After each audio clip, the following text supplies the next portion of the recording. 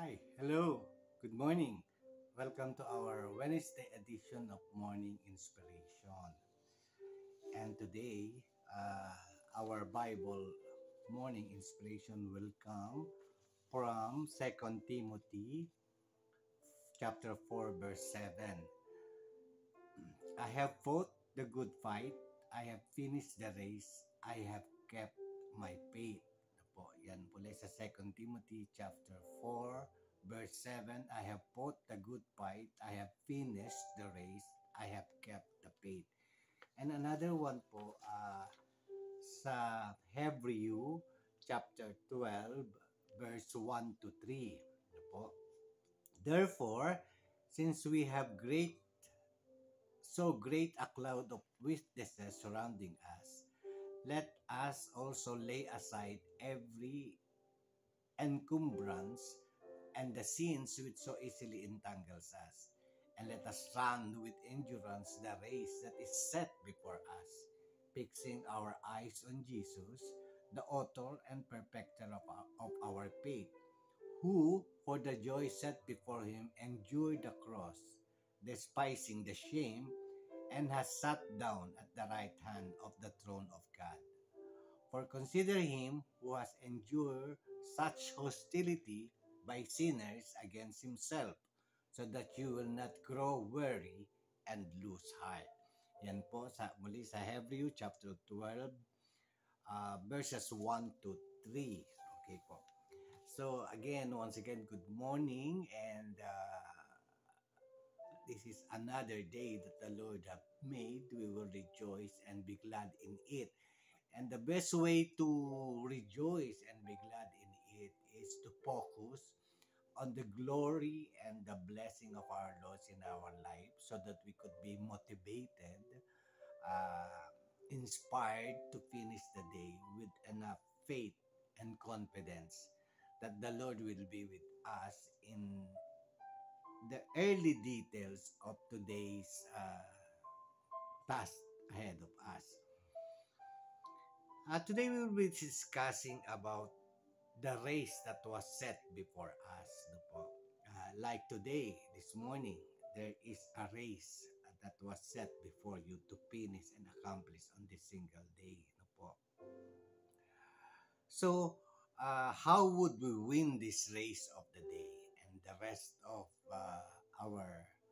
our goals, no po, in our life, in our job, in our family relationship, in our environment, no po, and in our entire society as a whole, no po. So, each and every one of us had been given by God a certain pathway or God's will in our life that we have to make a journey and to run through it, no po.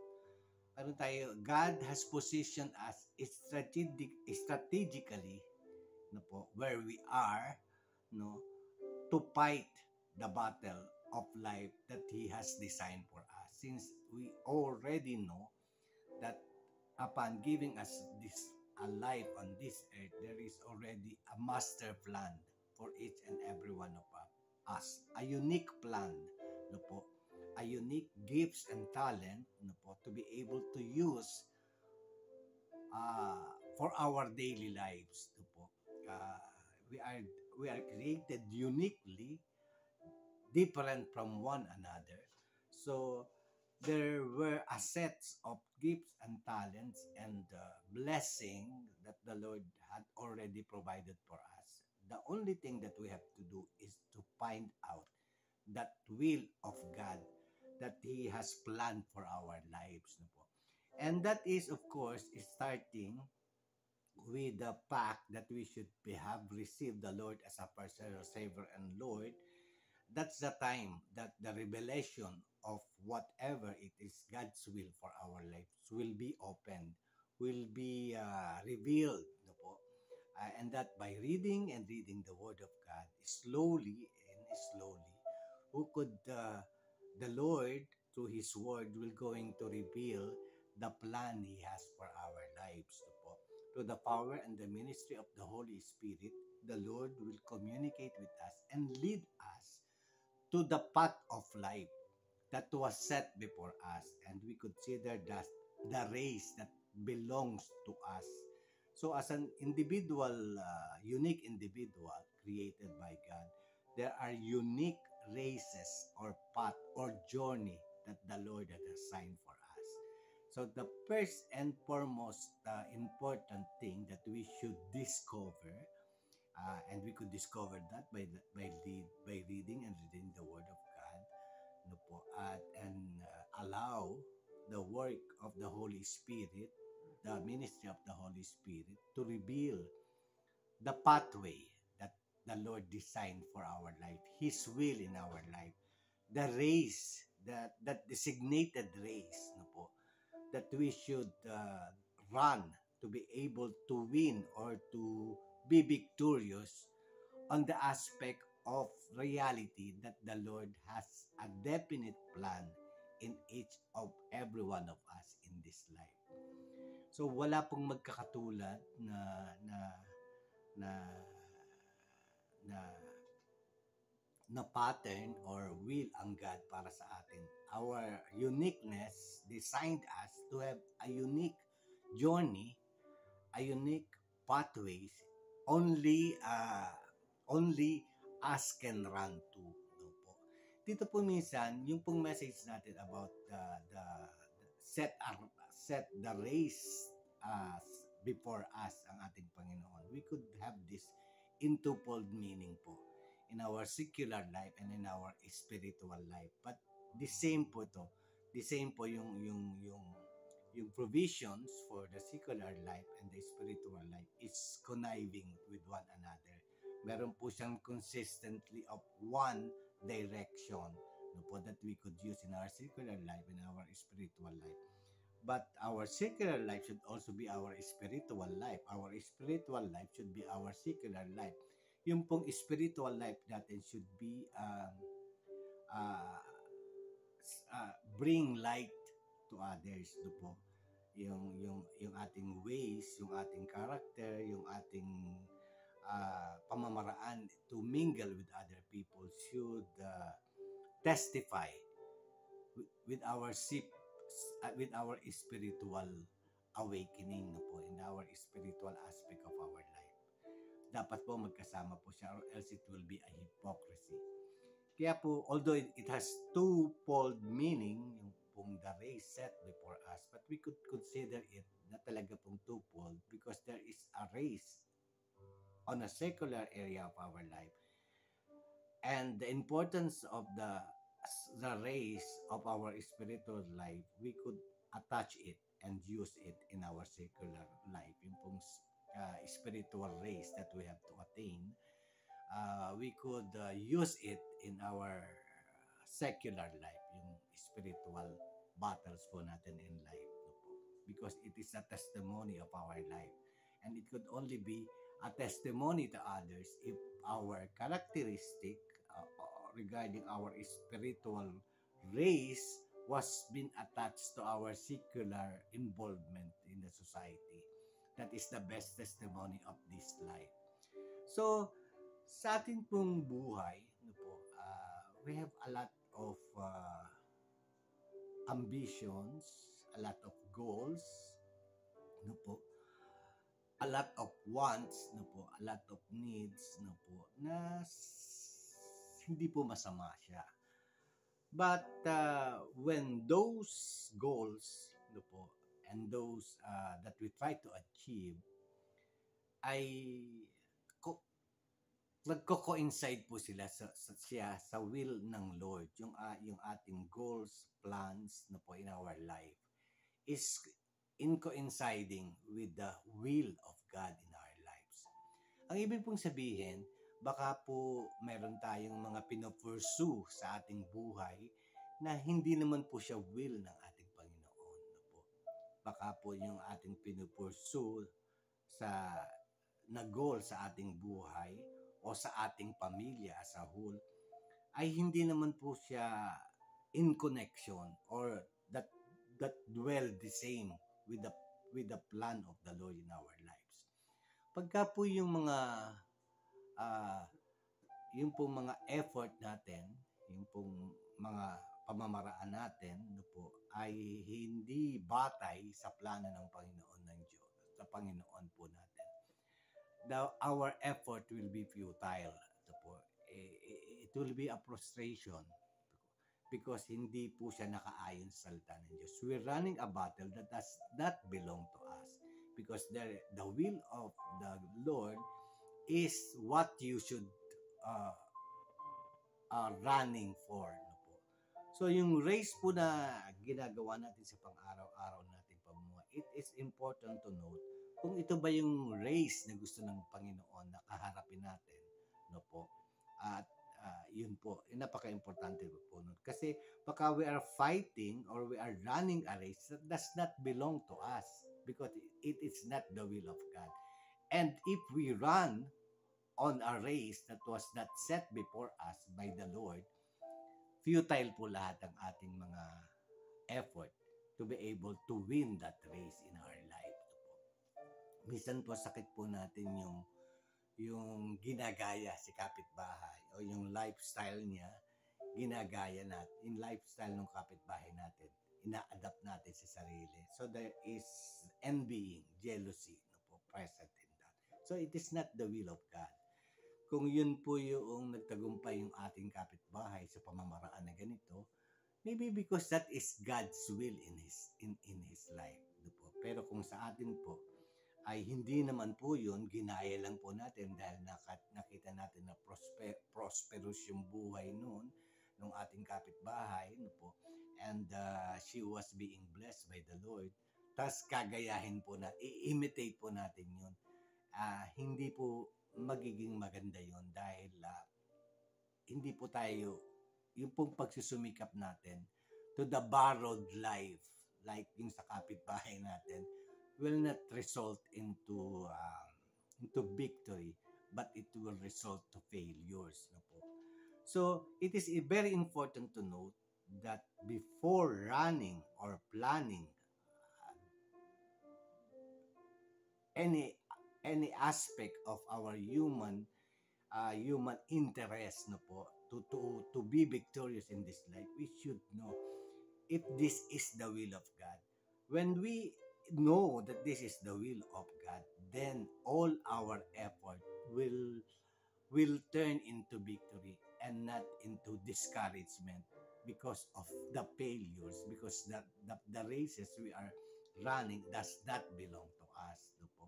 Maski po sa pag-aaral ng ating mga anak, let us be sure na hindi po sila pressured na nag-aaral lamang po sila ng kurso nila dahil sa gusto natin yun ang kuhanin nila, no po. Pagka pinilit po natin yun sa ating mga anak, mahihirapan po ang ating mga anak because he is exerting an effort to a certain aspect of studies that doesn't belong to him. Meron pong sariling interest ang ating mga anak. Meron po silang sariling gifts and talents, no po. May talento po sila that needs enhancement, and that if we allow them to discover their gifts and talent, they know what kind of career they have to push through. Magsasalita po sa kanila ang Panginoon kung ano po yung career na nararapat sa kanila. At yun po yung leading na kailangan na gawin ng ating mga anak to enhance whatever studies that they have to pursue in colleges. Huwag po natin silang pilitin dahil yun ang gusto natin, dahil yun ang pangarap natin, maging doktor siya, maging nurse siya, maging engineer siya, no po. Kung yun po yung gusto din ng ating anak at nararamdaman ng anak natin na yun yung will ng Panginoon that he has to run through, no, that race of being a doctor or an engineer, yun po yung will ng Diyos sa ating mga anak, na alam po ng ating mga anak kung ano yung inclination nila, yung gusto nila, yung interest nila in pursuing their college studies and choosing the professional career that they have to enhance. So, let us allow them. No po. but we don't insist on what we want them to take during the colleges. Kasi po magiging failure lamang po yung lahat ng effort na ilagay ng ating mga anak because that is not their interest. Ito po. So yung battle po nila or yung race that they have to run in their studies, let this be in accordance to the will of God, na since this is the career of your sons and daughters, of our sons and daughters, let them decide for it. No po. So that even if they run their race, maghirap man po sila doon sa kanilang pag-aaral, basta po interest nila, definitely they will win the race of having an education or a professional career that is suited and well for them. Marami po tayong mga bagay-bagay na sarili lang natin kagustuhan, yung tinatakbo natin, yung tumatakbo tayo ng takbo sa buhay na yan, sa area na yan ng ating buhay. Well, in fact, hindi po ito yung race o yung itong area na to na ang dapat natin i-pursue. The Lord has other plan. Kaya po kadalasan, meron pong hardship, meron failure, meron pong poverty, merong kakulangan sa lahat ng mga provisions because somehow we are running a race that does not belong to us. But when we run a race that was set before us by the Lord in accordance to His will and not only our will, the Lord will provide for everything. The Lord will bless that race of yours, no po, with victory. And the manifestation of God's blessings will be there in accordance to His mercy. No po. So, in other words, we have to choose our battles in life. No po. Baka po yung battles na kinakaharap natin is not our battles. No po. Baka hindi naman po natin battle yan because that is not what we need to fight for, no po, in life. Gusto lamang po natin yan. It is our will na pinipilit natin sa Panginoon. No po. And hardship will be there. No po, yung pagpapagal nandiyan dyan, and the result is nothing but futile results. No po, negative po.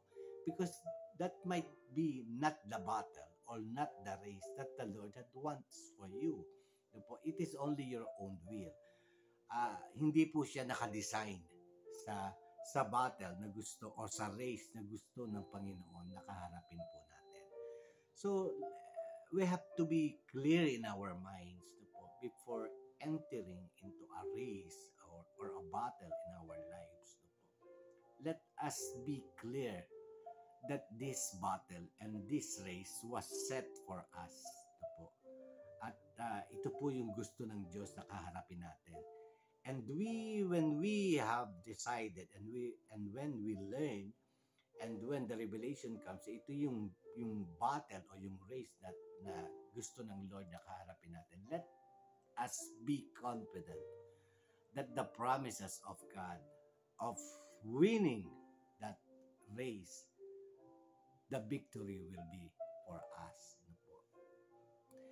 Marami pong nabubuhay sa ganyan na nakadepend sa ibang tao, yung klase ng pamumuhay o yung lifestyle nila. Nakadepend sa ibang tao, yung klase ng pamumuhay na ginagawa nila sa araw-araw. That is what we call jealousy. That is what we call inggit po sa Tagalog. Ito po. Minsan po yung kapitbahay natin o si kumare o si kumpare nag-business ng ganito. Dahil nakita natin nagtagumpay si kumare at saka si kumpare. Yun din yung gagawin nating business without knowing that the reason why they have victory on those business that they have is because that might be their talent, that might be the will of the Lord for their lives. Kaya i-adapt po natin yung life ni kumare at saka ni kumpare o yung business na ginawa ni kumare at kumpare sa atin para gayahin lamang po yun. We have to know first if this is God's will for our lives. No po.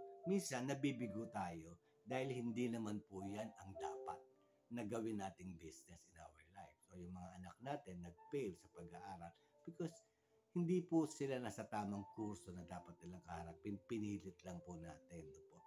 Minsan po, yan po yung problema natin. No po, na nakadepende kay kumare, kay kumpare, kay kapitbahay, yung buhay natin. Even our lifestyle, minsan nahihirapan tayo dahil naka-adapt din sa buhay ni kumpare at ni kumare at ni kapitbahay yung lifestyle natin. Eh kung hindi naman po yung unang will ni Lord sa inyo at hindi naman po yan ang tamang lifestyle sa inyo. So you're facing a battle. You're facing you are running a race that was not set before you by the Lord. Kinapin lang po natin kasi nakita natin maganda sa kapitbahay. But yung pong kapitbahay natin, si kumare at si kumpare, hindi po siya yung source ng ating ng ating buhay. The true source is the Lord. So it is much better to come to the Lord and seek guidance and protection and revelation of what kind of life that you want to live. No, you decide and it is God's will, then it would happen. The provisions will be present in us. No po. So it's very important na we on a daily basis we are running these days, no po, in accordance to God's will. And when do we have and when we have the confidence that this is God's will, then we could go on. We could go on, and believe me that every effort that you put in this kind of battle or in this kind of race that the Lord has set before you for today, you will have victory in Jesus' name. No po. Even in our Christian life in the church, no po. Minsan po yung tayo po ay gifted sa church to serve the church, no po, with different talents din. So meron pong pastors, meron pong ministers, meron pong nagtuturo sa Bible school, meron pong server po siya o welcomer sa church, or merong music ministry. And there is welcoming ministry, and there are a lot more ministry. If the Lord puts you on one ministry, make sure that this is God's will. No po. Huwag po nating kainggitan si pastor na siya po yung nagsasalita or yung mga member ng music ministry. We have given a different talents. No po. And when we have acknowledged that talent, let us be strategically positioned there. Do not move when the Lord had put you in that one aspect of God's ministry, because you will be useful. That the church will be glorified in that certain position where you are doing your share of ministry. We don't aspire to be someone that is not us, or the Lord has not given us that kind of talents and gifts. So, meron po tayong individual gift din sa ministry na pinrovide ng ating Panginoon. Different ministries, different gifts, different talents, but is still working in one as a minister of our Lord Jesus Christ. So, wag po tayong mag-aspire na maging pastor or maging music leader or kung ano man po yun na hindi naman po ibinigay sa atin ng Panginoon. Even in the ministry, it is very important, and we will be successful if we accept the talent that the Lord had given us sa ministry na yan, and stay there until the Lord says for you to move out to another ministry. Magiging effective po ang entire ministry if strategically positioned kung ano po yung gifts na binigay sa atin ng Diyos to be used in the ministry. So it goes well in our life din po, katulad po ng sinabi natin. We should know that the race that we are running, no po, in this life, no po, is the will of God. And when we know that it is the will of God, we will be assured and confident that victory and all the blessings that we need to able to accomplish it and to be able to win the race will be in us, provided by the Lord in us. Otherwise, you keep on running and running and running the race which was not set before you by the Lord. And whatever effort that you gives, no, that you gave, no, it will lead to frustration. It will be futile and it will be a failure. So, marami po tayong mga Bible verses na nagpapatunay na po na ito po sa 1 Corinthians chapter 9 verses 24 to 25. Do you not know that the runners in the stadium all run in the race, but only one wins the prize? Run so as to win. Every athlete exercise discipline in every way. They do it to win perishable crown, but we an imperishable one. Sa 1 Corinthians po yan 9:24 to 25. Marami po tayong pwedeng makasabay sa pagtakbo, no po, on a certain areas of our lives, no po, na will ng Panginoon that you run this race, no po. Pero let us make sure that together with all those who are running, we are running on the race that was set before us, or else patatalo po tayo, no po. Patatalo po tayo dahil hindi po tayo dapat nandoon sa race na yon na kinabibilangan natin. So we must exercise prudent in knowing that the run, the race that we are running is in the will of God, or else it will only lead to frustration in our life. But only one wins the prize. In every challenges of running a race, only one wins. But everyone put an effort. And the ones that win that race is definitely the one who is running on the race that was set before him by the Lord. Sa Romans chapter 5 po, verse 3 to 4, not only that, but we even boast of our affliction, knowing that affliction produces endurance, and endurance proven na character, and proven character hopes, no po. So yung pong hirap ng pagtakbo sa race that was set before us, or the battle that was set before us, no po, will produce endurance, no po, will produce proven character and hope in our lives. If that is the right battle, if that is the right race that the Lord has set before you, you would feel the process of running, it produces more than just the prize that you have to get. But on the process of getting and running and getting to win the game, on the process of running, there is more than the price that is happening in our character.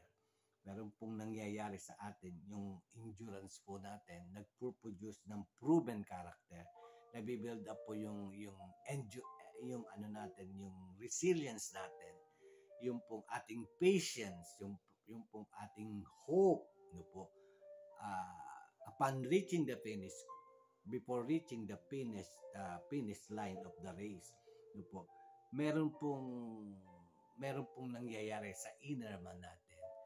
If we are running on the race that God has provided for us, marami pong gain yung ating sarili. Not only the win, the prize, to win the prize, but on the process of running, marami pong nangyayaring development sa ating character. Yung patience natin, yung endurance natin, yung hope natin, and definitely our faith in God, because we put our faith in God when running a race. And when we achieve and we won that race with a prize, no po, our faith will go more and more and more, no po. So sabi din po sa Colossians 3 verse 23, whatever you do, do from the heart, as for the Lord and not for others. So whatever you do it with your whole heart, as for the Lord and not for others. So yan po. So pag napaka-importante po if we are running the race, no po, we are doing it for the Lord. Hindi po ito kasi knowing that this is the God's race that He wants you to run through and win the prize. Hindi po yung yung sa kapitbahay natin. Yung mga jealousy, yung mga inggit. Kaya po tayo nagpapakahirap dahil yun po yung ginagaya natin. Dapat po ang ating pong motivation is this is the will of God, no po. And God, the Lord will going to provide me everything that I need to win this race, no po. So yun po, napakahalaga po noon, no? And ano po. So aside from that,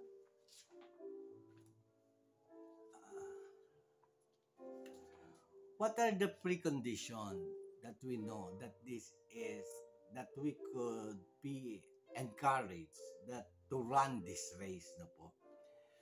Ano po yung hindi po precondition kundi yung ano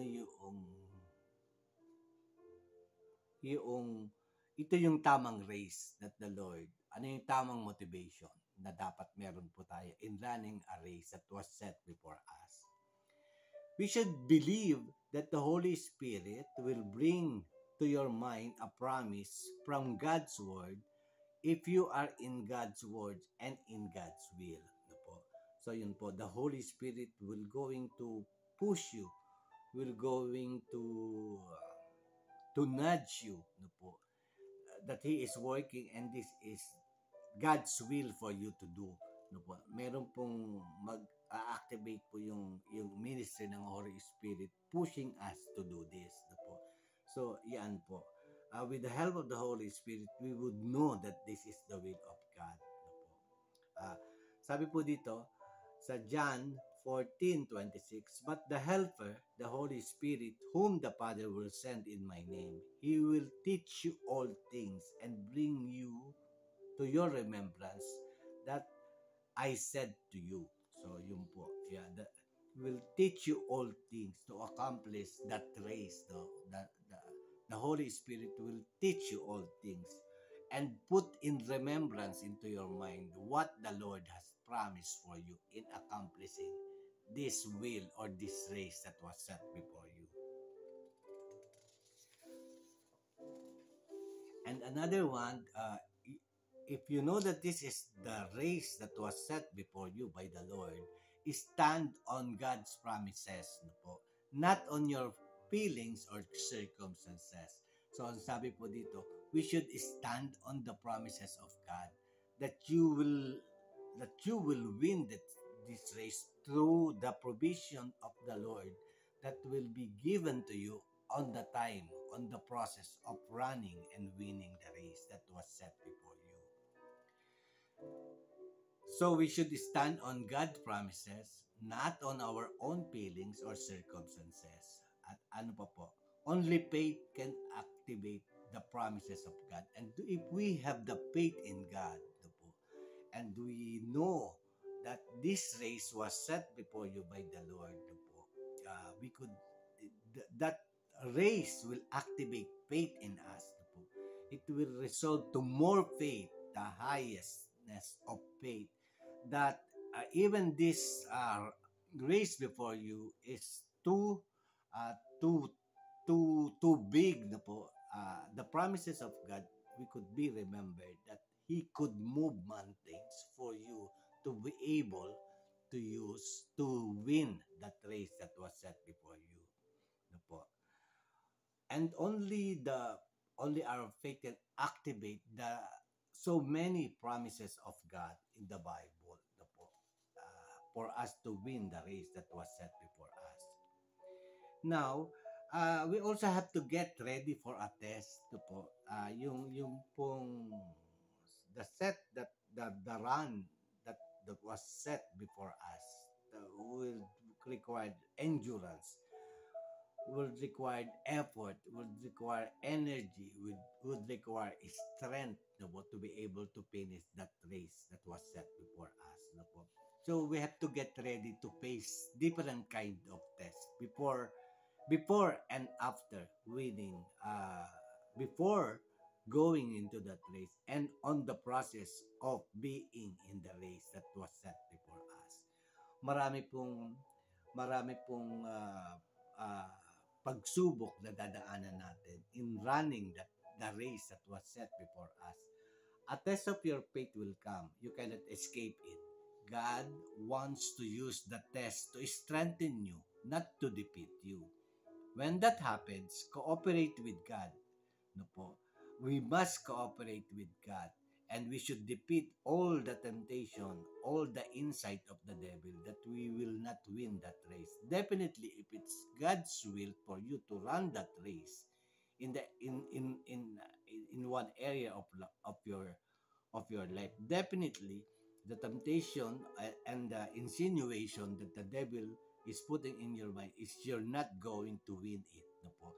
But uh, you must defeat that that way up or the scheme of the devil to lessen your belief, no po, and putting you on a temptation that you would not win the race. Definitely, if it's the race that the Lord wants you to face, no po, that was set before you, you will win because the Lord will provide all that you will be needing. So, give it a time, another way po. So, in every aspect of a race, no, you have to give it a time. Una po, yung first time to prepare yourself to run that race na po. Uh, you should be praying and preparing your body to run that race, your mind, your total being. You should give it time to prepare for that. And also on the on the running moment of our time, we should give ourselves the motivation, no po, and the preparation also to win that race. Hindi po tayo basta tatakbo lang sa race na yan. We should be ready to face it, believing that we will be facing a lot of hardship. But despite of that, we are well prepared in our mind, and because we had given the time to prepare for this na po, and we will win that race. So also we have to pay attention to the condition of the race no po. When the Lord has given us the race that we have to run no po, there are conditions to meet the challenge, so we should always be uh, obedient no po to the essence.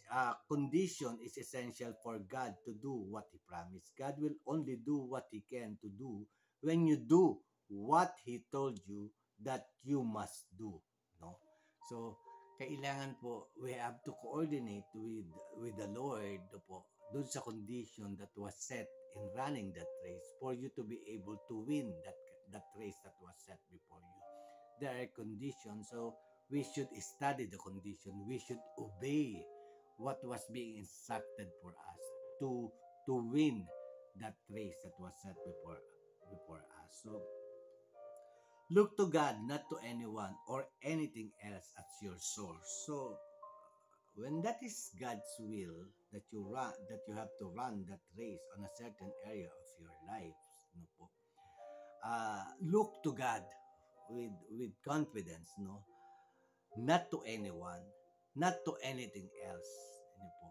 Look to God as your source of strength and as your source of provisions in whatever run of race that was set before you, believing that God will give you everything to win that race if that is God's will in your life. We should all claim the promises regularly. So there are thousands of promises na po, that the Lord has in the Bible na po, that you can claim in pursuing the race and winning the race that was set before us. Sabi po sa ating research, there are approximately 8,810 promises in the entire Bible. Sabi po, 7,706 in the Old Testament and 1,104 in the New Testament. So nakita po naman natin how big are the promises of the Lord. There are approximately 8,810 promises in the entire Bible. 7,706 is in the Old Testament and 1,104 in the New Testament. So, with those big promises of the Lord, if we going to read the Bible, we could be assured that in whatever race that was set before us in our different areas of our lives, no po, we would win it as long as this is the battle that the Lord wants us to face, no po, and also the race that was set before us by the Lord. No po. So, with that, no po, we could be very well sure of victory, no po, on this single day of our lives because this is the race that the Lord has set before us. With that, I hope that you would be inspired and motivated to face this day with endurance and with confidence that this will be a victorious day ahead of us. And in some areas more of our lives, with God beside us, no po, who can be against us? No po, nobody can destroy our future or our determination to win this life. Once again, thank you for the time and happy and blissful day ahead of you. Thank you.